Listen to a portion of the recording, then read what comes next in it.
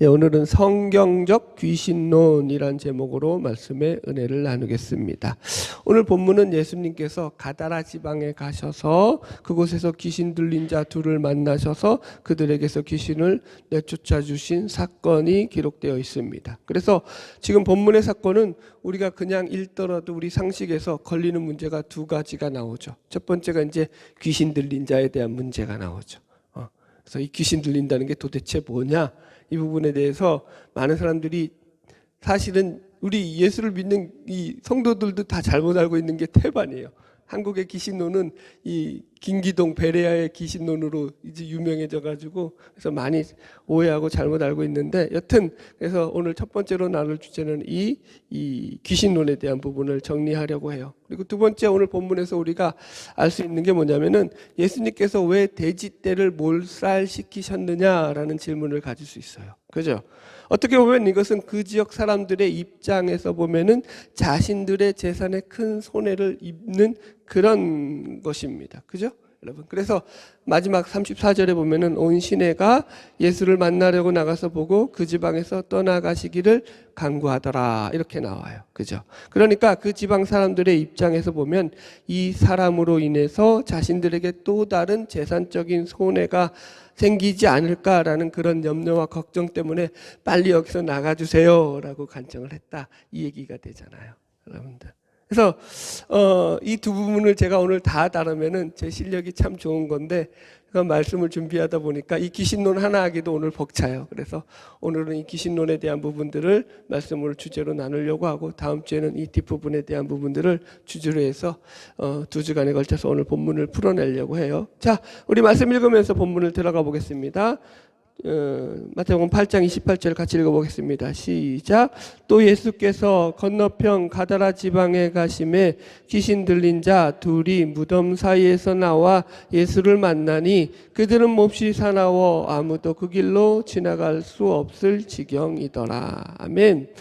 예수님께서 이제 제자들과 함께 가버나움으로 가서 이제 가버나움 사역을 참 정리하시고 배를 타고 갈릴리 호수편 건너편 가다라 지방에 가셔서 이제 사역을 하시는데 참고로 이 지리적인 위치가 어떻게 되냐면은 가운데 여기 갈릴리 호수라고 놓고 볼 때 제 가버나움 예수님이 주로 사역하셨던 가버나움은 이 북서쪽에 해당해요. 북서쪽 이쪽이에요. 그러면서 이 북서쪽에서 쭉 대각선으로 내려오면은 이 남동쪽 어렵다. 남동쪽에 위치한 지역이 바로 가다라 지역이에요. 지금은 이제 요르단 지역이고 하여튼간 이방 지역이에요. 이 이스라엘 땅이 아니에요. 여튼 그래서 이제 이 지역에 가서 이제 예수님이 사역을 하셔요. 왜 거기서 하셨는지에 대한 것은 이제 다음 주에 이 지역적인 부분하고 구체적인 이 돼지떼를 몰살시킨 이유와 더불어서 설명을 드릴 거고요. 오늘 내용은 그래서 예수님이 이 마을에 들어가셔서 첫 번째로 만난 사람들이 귀신 들린 두 사람을 만났다. 이렇게 말씀이 시작되고 있습니다. 우리가 성경에서 말씀하고 있는 귀신론에 대해서 말씀드리기 전에 먼저 잘못된 귀신론을 여러분들이 좀 이해를 하셔야 돼요. 그래야지 이제 성경에서 말한 것과 어떻게 다른지를 아는데 한국에서 대표적인 귀신론은 김기동 씨가 가르쳤던 일명 베레아 귀신론이라고 알려져 있습니다. 그래서 왜 베레아라는 이름을 붙이냐면은 이 김기동 씨가 베레아 아카데미라는 그 이제 가르치는 학교를 만들어 가지고 거기서 자신의 그 내용 귀신론을 갖다가 많은 목사들을 가르쳐 가지고 그것을 통해 가지고 한국 교회에 참 잘못된 이 귀신론으로 많은 영향을 미쳤기 때문에 그래서 이제 이 그가 가르친 그 아카데미 이름이 베레아라서 베레아 귀신론이라고 그렇게 이름을 붙입니다. 그래서 이 베레아 귀신론은 유교나 불교라든가 혹은 민간 신앙에서 말하고 있는 무속인들이 말하는 귀신론을 그대로 가지고 도입을 해서 이 귀신이 뭐냐면 죽은 불신자의 홀령이 귀신이다라고 함으로 해서 너무나 비성경적이기 때문에 정통교단이라고 해야죠. 그냥 정통교단에서는 이단으로 그렇게 분류되어 있습니다. 그래서 이들이 가시는 귀신론의 가장 큰 문제점은 크게 두 가지예요. 첫 번째는 지금도 얘기했듯이 첫 번째 죽은 불신자의 홀령이 귀신이라는 거예요. 성경 그렇게 말하고 있지 않아요. 그리고 두 번째는 뭐냐면 이것도 큰 문제예요. 모든 이 병과 이 저주의 원인이 되는 것이 바로 이 귀신 때문이라는 거예요. 귀신이 인간이 경험하고 있는 모든 병과 저주의 원인이다 이렇게 규명을 해요. 예를 들어 가지고 귀신이 눈에 들어가서 눈병이 생기는 거고, 내가 발 뒤꿈치가 아파요. 그러면 거기에 귀신이 들어간 거고, 당뇨병 환자는 당뇨병, 옛날에 죽은 그 당뇨병 환자가 그 몸에 들어가서, 암 환자는 암 환자가 거기 죽어가지고 그쪽으로 들어갔다 귀신이. 그런 식으로 가르쳐요. 아주 기가 막히죠 여러분. 어이가 없는데 여러분, 그런데 왜 이런 주장을 하게 되냐면, 이 사람들이 이런 귀신론을 주장하는 근거가 뭐냐면 성경이 아니라 자신들이 체험했던 그 체험을 근거로 해서 말하고 있습니다. 그러니까 자신들이 귀신을 쫓아냈을 때 귀신들이 자신들에게 그렇게 말했다라는 거예요. 그러니까 이게 성경이 근거가 아니고 귀신의 말을 듣고 이 귀신론을 정리했다는 것 자체부터가 이게 얼마나 참 허황된 주장이라는 걸 알 수 있죠. 자, 그래서 많은 사람들이 문제는, 그런데 이런 귀신론, 좀 겉으로 들으면 별거 아닌 것 같은데 이 귀신론을 듣고 열광했던 이유가 뭐냐면 그들의 집회에서 일어났던 그 신비 체험들이에요.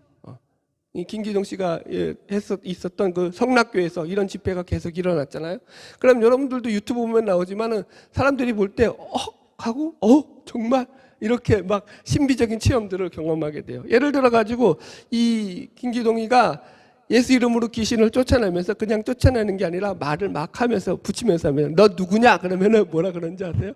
야, 내가 얘 시부모였다, 시아비였다, 막 이러면서 그러면서 막 안 나가려고 발버둥하면서 막 별의별 소리를 다 하다가 막 귀신 나가라 그러면 그때 예수님 명령을 나가라 그러면 그때 이제 입에 거품을 물거나 격려를 일으키면서 귀신이 쫓아나가는 그런 신비적인 현상들이 나타나요.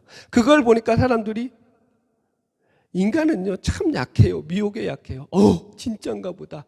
그게 영적인 체험으로서. 그래서 그런 귀신론으로 인해서 사람들이 많이 미혹되어서 한국교회 이 김기동의 베레아 귀신론이 한국교회를 시끄럽게 만들고, 지금도 여전히 이런 부분들로서 여러분들 이 한국교회에 이 나쁜 영향력을 미치고 있습니다. 여러분, 그래서 이제 성경적인 귀신론에 대해서 이제 말씀을 들어가 보려고 하는데요. 성경은 그럼 정말 귀신을 우리가 유교문에 있다니까 불교문에도 마찬가지고 자꾸 죽은 자의 혼령이라고 안 믿는 자들은 다 그렇게 생각하죠. 귀신은 죽은 자의 혼령이라고 생각하는데, 그럼 성경은 정말로 그렇게 말하고 있느냐를 확인해 봐야죠. 먼저 귀신에 대해서 알려면은 그 귀신의 기원이 되는 마귀와 타락한 천사들에 대해서 알아야 됩니다. 일단 성경은 귀신의 우두머리로서 사탄 마귀를 지목하고 있습니다. 사탄 마귀는 그 이름이 옛뱀이라고도 하고 큰 용이라고도 하면서, 또 복음서에서는 귀신의 왕이라는 별명을 가진 바알세불로 불리고 있습니다. 그래서 성경은 이 사단 마귀를 귀신들의 우두머리로 부르고 있으면서 그 다음으로 이 귀신, 헬라어 다이모니안이라는 이름을 가진 존재들로서 그들을 어떻게 지명하고 있냐면은, 이 귀신은 사단을 따르는 무리들로서 사단과 함께 타락한 천사들이라고, 그래서 사탄의 졸개들이라고 성경에서 우리에게 가르쳐주고 있죠. 그 근거 구절이 되는 것이 요한계시록 12장 9절입니다. 큰 용이 내어 쫓기니 옛뱀 곧 마귀라고도 하고 사탄이라고도 하며 온 천하를 깨는 자라. 그가 땅에 내어 쫓기니 그의 사자들도 그와 함께 내쫓기니라. 이렇게 나와요. 사탄만 내쫓긴 것이 아니라 그의 사자들도 함께 내쫓겼다고 나오죠. 이때 그의 사자들을 원어로 보면은 정확하게 이런 표현들이에요. 그 사탄과 함께 그를 따르던 타락한 천사들. 그래서 엥겔스, 천사라는 말을 써요. 이해하셨죠? 그러니까 천사들이라고요, 여러분들. 그래서 이 천사들은 마귀가 하나님을 대적할 때 이 마귀를 따라서, 마귀와 똑같이 하나님을 대적했던 마귀를 따랐던 마귀의 부하 천사들이었다고요. 마귀의 졸개 천사들. 이렇게 여러분들이 이해하셔야 돼요. 그래서 성경은 이러한 마귀의 졸개들로서 타락한 천사들을 가리켜서 귀신이라고 가르치고 있습니다. 그럼 귀신이 사탄 마귀의 졸개라는 부하라는 그런 성경 구절이 어디에 나오느냐? 그 대표적인 게 마태복음 12장 22절에 나와요. 자, 본문 접어놓고 한번 가보겠습니다. 마태복음 12장 22절. 마태복음 12장 22절. 이 본문과 동일한 내용이 마가복음 3장 23절, 누가복음 11장 14절에도 나옵니다. 그래서 성경은 세 복음서에서 모두 동일하게 이 귀신의 왕을 바알세불로 말하고 있습니다. 이 바알세불은 다시 얘기하지만 사탄을 가리키는 지칭하는 용어예요. 자, 12장 22절 같이 읽어봅시다. 마태복음 시작. 그때 귀신 들려 눈 멀고 말 못하는 사람이 데리고 왔거늘 예수께서 고쳐주심에 그 말 못하는 사람이 말하며 보게 된지라. 23절 24절 시작. 무리가 다 놀라 이르되 이는 다윗의 자손이 아니냐 하니 바리새인들이 듣고 이르되 이는 귀신의 왕 바알세불을 힘입지 않고는 귀신을 쫓아내지 못하느니라 하거늘. 이제 예수님께서 말 못하는 이 귀신 들린 자, 그죠? 눈 멀고 말 못하는 귀신 들린 자를 고쳐주고 나니까 바리새인들이 하는 것이 이게 이 귀신의 힘, 이 귀신의 왕 바알세불의 힘을 빌어가지고 이 귀신을 쫓아낸 거다, 이렇게 얘기를 하더라는 거예요. 그죠? 그러니까 이제 그 사탄의 힘을 빌어서 쫓아냈다고 하니까 거기에 대해서 예수님이 이렇게 대답하셔요. 25절 26절 시작. 예수께서 그들의 생각을 아시고 이르시되 스스로 분쟁하는 나라마다 항폐하여질 것이요 스스로 분쟁하는 동네나 집마다 서지 못하리라. 만일 사탄이 사탄을 쫓아내면 스스로 분쟁하는 것이니 그리하고야 어떻게 그의 나라가 서겠느냐. 아멘. 이 본문이 다른 복음서에도 동일하게 실려졌어요. 이 내용이. 그러니까 무슨 말이냐면 예수님의 말씀을 한마디로 사탄이 사탄을 쫓아내는 일이다, 이것이야말로. 그러니까 귀신의 왕의 힘을 빌어서 귀신을 쫓아내는 것은 사탄이 자기의 세력인 사탄을 쫓아내는 것과 마찬가지다. 자기끼리 싸우는 거랑 마찬가지다. 이렇게 얘기해요. 그러니까 귀신을 쫓아내는 것이 마치 사탄이 사탄을 쫓아내는 것이라고 말씀하시므로 귀신의 왕이나 곧 사탄과 같은 부류에 속한 존재가 바로 이 귀신들이다 라고 예수님이 설명하는 거예요. 그러니까 이 말씀에서 예수님은 귀신을 불신자의 죽은 사후 영혼이라고 말씀하신 것이 아니라 귀신을 사탄과 같은 부류에 속하는 자들이다로 그렇게 한 귀신과 사탄을 함께 묶어서 그렇게 같은 편에 속한 자들로서 설명하고 있다라는 거예요. 이해가 되셨으면 아멘. 그래서 귀신을 사탄과 마귀의 부하라고 표현하는 성경의 표현들이 생각보다도 많이 나옵니다. 제가 몇 구절 읽어드릴게요. 누가복음 13장 11절입니다. 18해 동안이나 귀신 들려 알무로 꼬부라져서 조금도 펴지 못하는 한 여자가 있더라. 이 말씀은 예수님께서 안식일에 귀신 들려 등이 꼬부라져 있는 이 여인을 고치신 사건에 대한 말씀인데, 그가 귀신 들려서 등이 꼬부라진 이 여인을 고치신 것에 대해서 예수님께서 뭐라고 표현하냐면은 이것을 갖다가 사탄의 메인바된 것을 풀어준 일이다라고 말하고 있어요. 읽어드릴게요. 16절. 그러면 18해 동안에 사탄에게 메인바된 이 아브라함의 딸을 안식일에 이 맴에서 푸는 것이 합당하지 아니하느냐 이렇게 말한다고요. 뭐라고요? 지금 이 귀신 들린 여자를 고쳐주신 일을 갖다가 예수님이 뭐라고 말씀하셨다고요? 사탄에게 매여 있는 것을 갖다가 풀어준 일이라고요. 이해하셨죠? 그러니까 이 귀신 들린 자를 붙잡고 있는 게 누구였다라는 거예요? 사탄이었다. 사탄의 그 같은 종족들이었다라는 얘기죠. 사도행전 10장 38절에도 보면 베드로의 설교 가운데서도 예수님께서 이 땅 가운데 계실 때에 마귀에게 눌린 자를 모두 고치셨다라고 말씀을 전하는데, 이때도 베드로가 예수님께서 귀신 들린 자들을 고치신 것을 마귀에게 눌렸다라고 표현하고 있어요. 귀신 들린 자를 고친 것을 마귀에게 눌린 자를 고치셨다라고 표현한다고요. 이해하셨죠? 무슨 말인지. 또 바울이 그의 사역 가운데에 귀신을 쫓아내는 사역을 가리켜가지고 이 바울은 악기를 쫓아냈다 이렇게 표현해요. 악기를 쫓아냈다. 사도행전 19장 12절. 심지어 사람들이 바울의 몸에서 손수건이나 앞치마를 가져다가 병든 사람에게 얹으면 그 병이 떠나고 악기도 떠나니라. 이해하셨죠?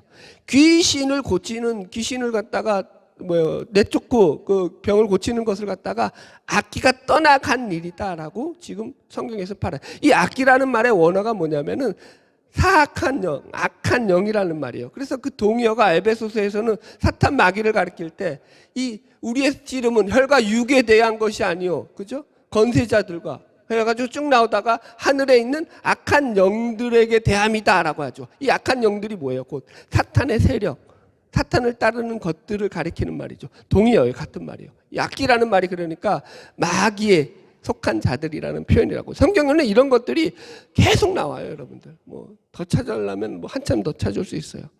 재밌는 표현 하나만 더 확인하고 말씀을 진행할게요. 누가복음 8장 30절로 31절에 보면은 오늘 마태복음의 본문과 동일한 본문의 기사를 다루는 내용이 나오는데 거기서 보면 이런 말씀이 나와요.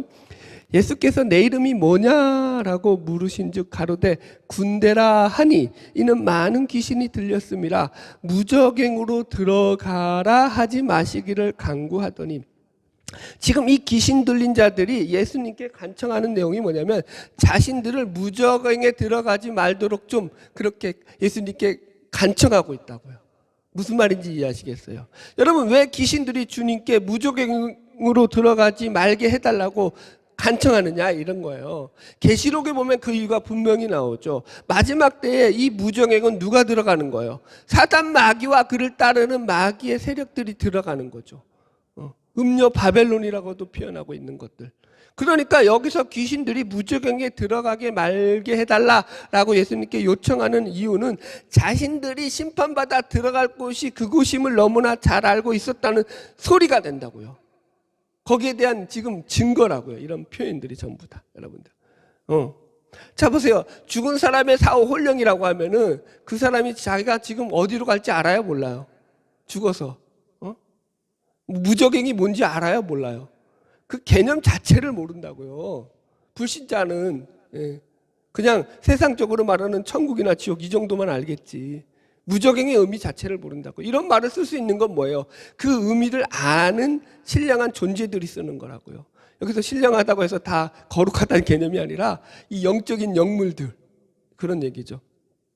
그럼 여기서 베레아가 죽은 이 사후 혼령이라고 주장하고 있는 그 죽은 자의 사후 혼령이라고, 이 귀신이 죽은 자의 사후 혼령이라고 증거하고 있는 그 증거에 대해서만 하나를 살펴볼 텐데요. 시편 106편 28절이에요. 이것도 찾는 게 좋을 것 같아요. 한번 찾아봅시다.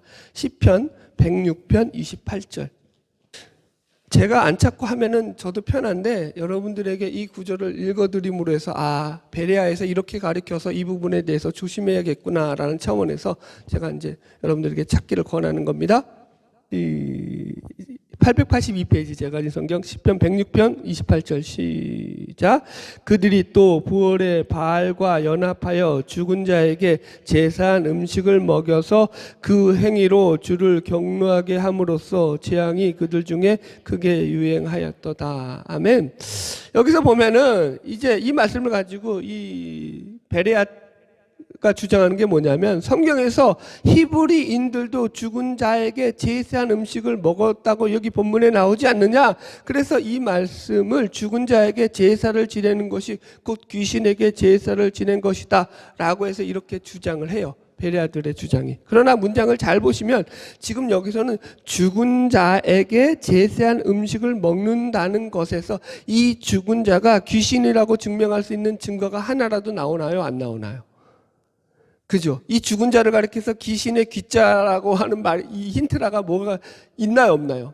그런 게 없다고요. 그래서 그냥 죽은 자에게 제사를 지낸다는 내용밖에 없는데 여기다가 다른 어떤 내용도 더 집어넣을 수 없는 거예요. 그리고 이 말씀은 사실 유대인들이 이방인의 제사 풍습을 따른 것에 대한, 즉 우상 숭배에 대한 하나님의 책망의 말씀이 주 내용이거든요. 그래서 자세히 보시면 불의 바알과 연합하여, 즉 이방인들이 섬기는 우상 숭배와 연합하여서 죽은 자에게 제사한 음식을 먹여서 그들이 드리듯이 죽은 자에게 드리는 그 제사, 그들 이방인들은, 우리도 마찬가지죠. 모든 불신자들이 드리는 제사의 기본은 뭐예요? 죽은 자에게 드리는 제사를 드린단 말이에요.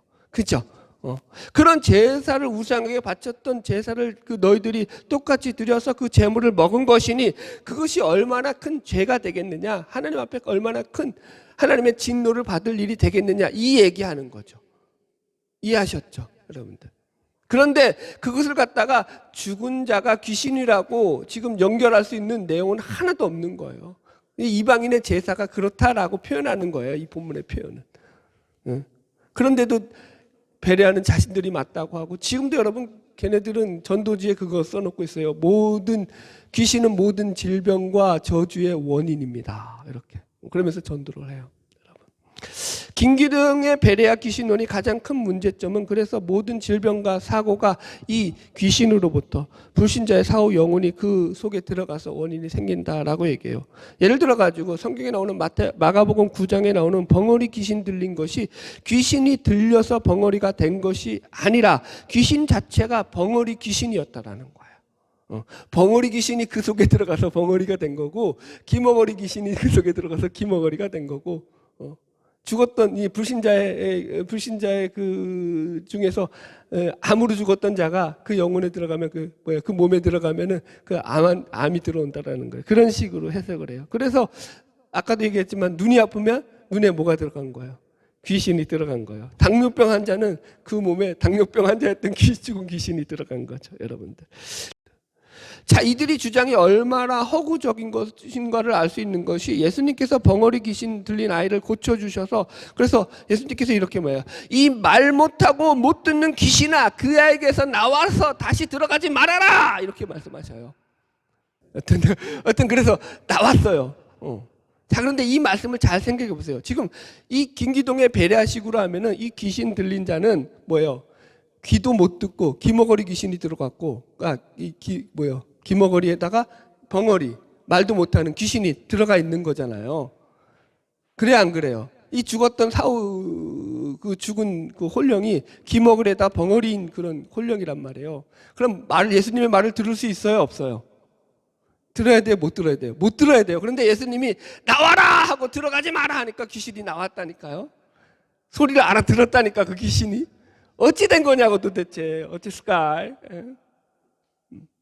그러니까 얼마나 그들의 주장이 해괴한 주장이냐라는 걸 제가 이렇게 설명해 드리는 거예요. 여러분, 성경은 그것이 불신자의 영혼이 되었던 혹은 예수를 믿다가 죽은 신자의 영혼이 되었던 간에 죽은 자의 사후 영혼이 하나님의 통제에서 벗어나 이 세상을 자기 마음대로 다닐 수 없다라고 분명하게 말씀하고 있죠. 그래서 누가복음에 나오는 이제 부자와 나사로에게서 음부와 낙원에 들어갔던 이 비유에서 예수님께서 어떻게 말씀하시냐면은 사후 영혼들이 죽어서는 공간적으로 갇혀 있더라는 거예요. 갇힌 공간에 있게 돼요. 자, 읽어드릴게요. 누가복음 16장 26절이에요. 그뿐 아니라 너희와 우리 사이에 큰 구렁텅이가 놓여 있어. 여기서 너희에게 건너가고자 하되 갈 수 없고 거기서 우리에게 건너올 수도 없게 하였느니라. 그죠? 이 말씀 보면은 음부와 낙원 사이에, 그죠? 이 거지 나사로가 갔던 낙원과 이 부자가 갔던 음부 사이에 뭐가 있다고요? 큰 구렁텅이가 있어서 거기에서 건너가고자 할 때 건너갈 수 있다는 거예요, 없다는 거예요. 공간적 그 제한이 있다고요. 움직이지 못한다고요, 여러분들. 하물며 여러분들.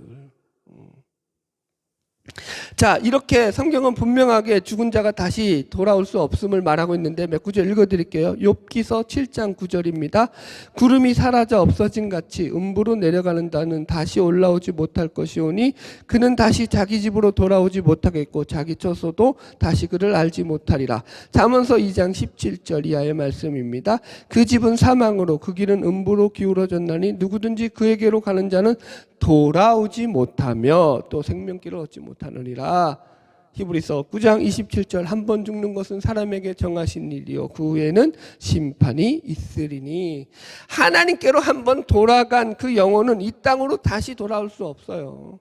여러분들, 하물며 불신자의 사후 영혼이 귀신이 되어서 하나님의 통제에서 벗어나 자기 마음대로 사람의 몸속에 들어간다는 것은 하나님의 절대 주권에 어긋나는 말로서 성경의 가르침과 정면으로 충돌하는 것을 우리가 기억해야 돼요.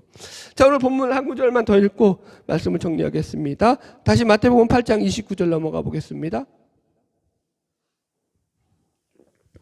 같이 읽읍시다. 시작. 이에 그들이 소리질러 이르되 하나님의 아들이여 우리가 당신과 무슨 상관이 있나이까? 때가 이르기 전에 우리를 괴롭게 하려고 여기 오셨나이까? 하더니, 이 말만 들어도 여러분, 이 말은 죽은 사후 홀령이 하는 말이 아니라 심상치 않죠. 이거는 그 하나님 나라의 그 세계를 좀, 영적인 세계를 좀 아는 그런 영물이 하는 말이라는 걸 우리가 직감적으로 딱 알 수 있죠. 첫 번째로 예수를 뭘로 부른다고요? 하나님의 아들이라고 부른다고요. 죽은 사후 혼령이라고 하면, 불신자의 혼령이라고 하면 예수를 보고 예수를 알아볼 수 있어요, 없어요? 알아봐요? 못 알아봐요? 여러분 알아보겠어요? 못 알아보죠, 당연히. 예수를 안 믿는데 예수를 어떻게 알아봐? 못 알아보지. 여기서 예수님을 하나님의 아들로 알아봤다는 건 그들이 타락한 천사들이었다는 거예요. 하나님이 창조한 영물이었다라고요. 그래서 하나님이 창조한 영물들로서, 이 천사들로서 하나님과 그의 아들에 대해서 누구보다 잘 알고 있는 존재들이었다는 증거가 된다고요. 그죠? 그러면서 그 뒤에도 우리를 때가 되기 이르기 전에 우리를 괴롭게 하려고 여기 오셨나니까 얼마나 기가 막혀요. 자기들의 때를 아는 존재들이라니까요. 영물이라니까요. 이해하셨죠? 아무나 그 때를 알아요? 여기서 때는 뭐예요? 지들이 무적행에 들어갈 때 그 얘기하는 거잖아요. 그래서 여러분들, 우리가 이 타락한 천사들이 영물인 걸 기억해야 돼요. 영물이라는 개념이 뭐냐면 육을 갖지 않고 있는 존재라는 개념에서 이렇게 쓰는 거예요. 그래서 이들은 죽지 않는 존재들로서 과거로부터 현재까지 쭉 살고 있는 존재들이기 때문에 과거를 잘한다고요. 그래서 얼마든지 이 타락한 천사들이 죽은, 그죠? 자들의 그 혼령으로, 조상들의 혼령으로 가장을 해서 사람 몸속에 들어가서 거짓된 속임수로 사람들을 미혹할 수 있다라는 걸 여러분들이 알아야 돼요. 또 이들은 성경에서 천사들이 보통 막강한 힘과 능력을 가지고 있는 것처럼 이들도 보통 인간의 상식을 뛰어넘는 힘과 능력을 소유한 존재로 생각해야 됩니다. 계시록에 보면은, 그죠? 여러 가지 이제 일곱 대접이나 나팔이나 일곱 인의 재앙들 보면은 천사들 몇이 지구 3분의 1을 쑥대밭 만들잖아요. 그죠? 그만큼 능력이 있는 거라는 얘기죠. 그래서 지금 본문에서도 이 귀신 들린 자를 몹시 사나웠다 이렇게 풀이하고 있지만, 똑같은 내용을 다루고 있는 다른 본문을 보면은 이 부분을 갖다가 이들이 여러 번 고랑과 쇠사슬을 끊어냈다. 고랑과 쇠사슬을 묶어놨는데 그걸 끊어냈다라는 거야.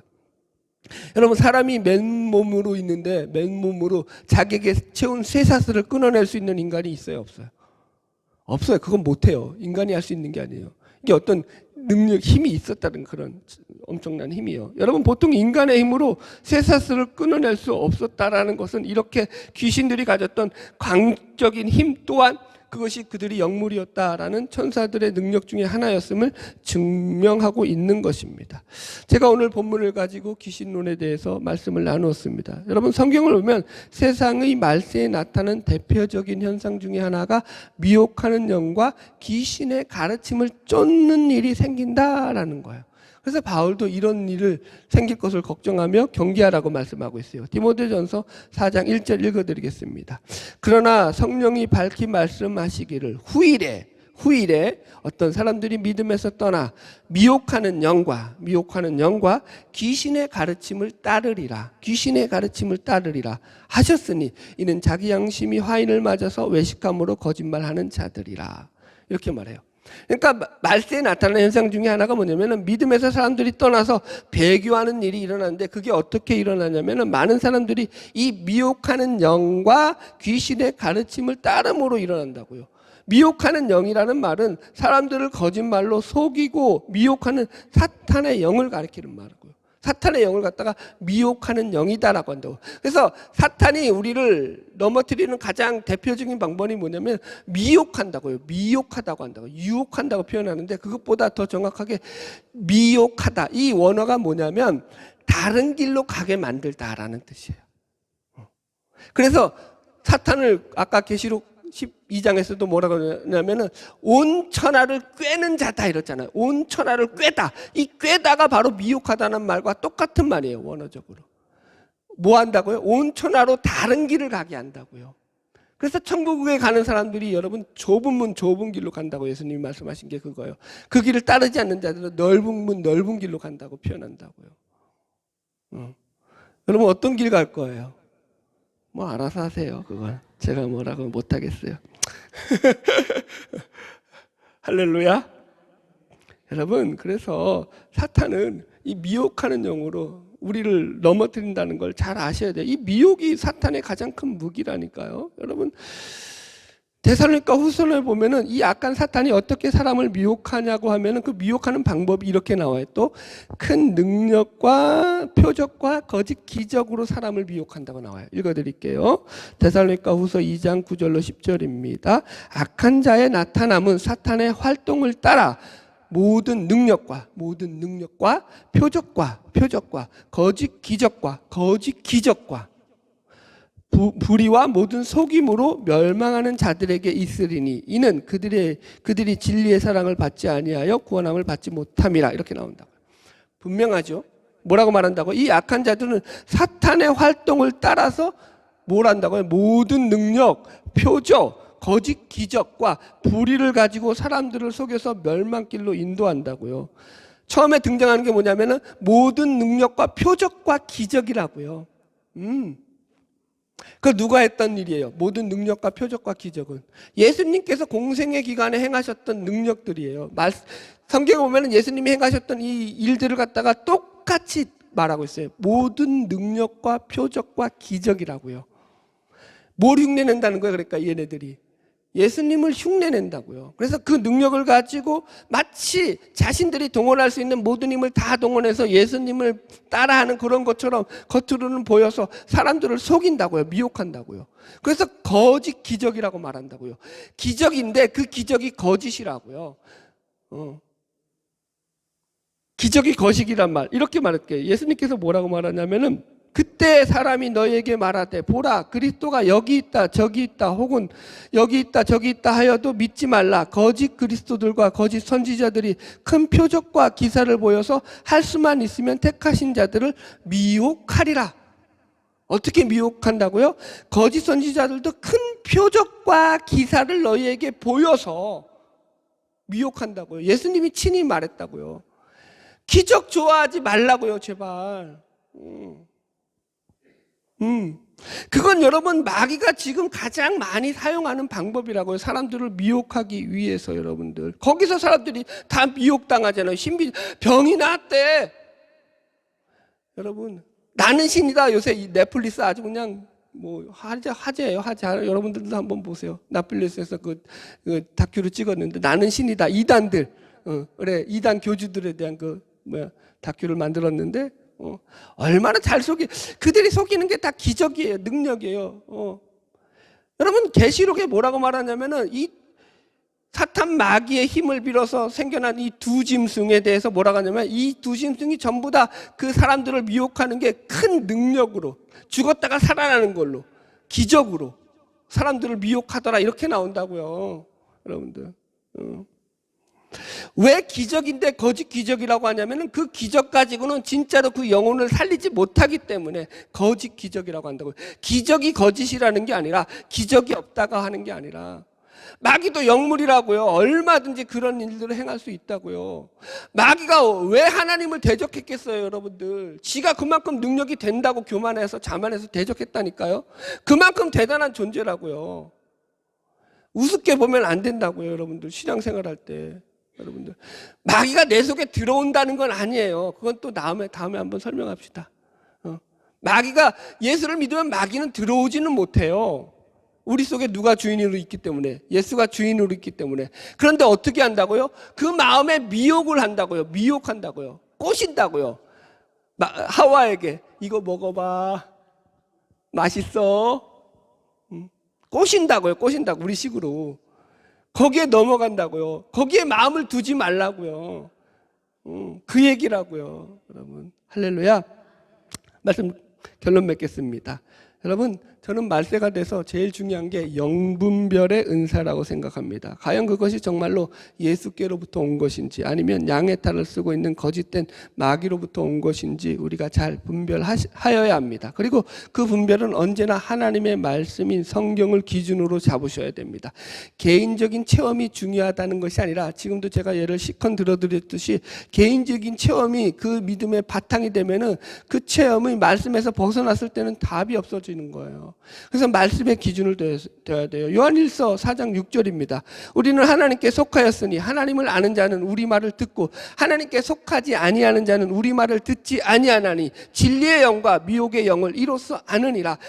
하나님의 백성이냐 아니냐, 하나님께 속한 자냐 아니냐가 어떻게 구분된다고요? 말씀으로 구분된다고요. 그래서 말씀을 듣는 자들, 하나님께 속한 자들은 말씀을 듣고 그게 진리의 영이 그 속에 있는 거고, 말씀을 안 듣는 자들은 그걸 안 듣는다고요. 그걸 미혹의 영이라고 표현한다고요. 하나님께 속하였느냐 안 속하였느냐를 분별하는 기준이 뭐라고요? 말씀이라고요, 여러분들. 바라기는 오늘 말씀이 여러분들 마음속에 다 들어가기를 소망합니다. 예. 바라기는 저와 여러분 모두 영적으로 깨어서 주님의 말씀 따라 살아가는 복된 주님의 증인들 되기를 주님의 이름으로 축원합니다. 기도하겠습니다.